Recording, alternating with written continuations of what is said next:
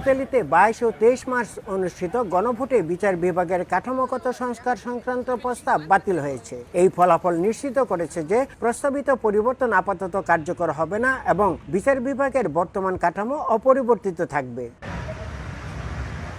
বাংলাদেশি সহ বিদেশি প্রবাসীরা এই ফলাফলকে ইতিবাচক মনে করছেন। দীর্ঘদিন ধরে বসবাসের বৈধতা, কাজের অনুমতি বা নাগরিকত্বের জন্য আবেদনকারীরা আশা করছেন চলমান মামলা ও প্রক্রিয়া আগের নিয়ম অনুযায়ী চলবে, যা তাদের ঝুঁকি কমাবে।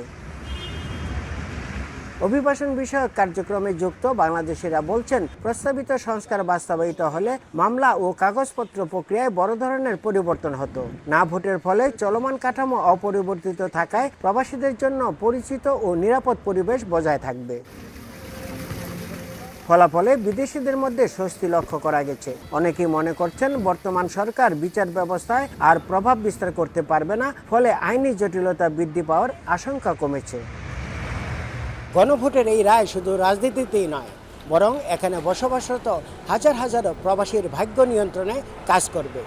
এছাড়া আগামী 27 সালে অনুষ্ঠিতব্য জাতীয় নির্বাচনেও এর বড় ধরনের প্রভাব পড়তে পারে বলে মনে করেন প্রবাসী বাংলাদেশিরা। ইতালির রোম থেকে হাসান মাহমুদ, সময় সংবাদ।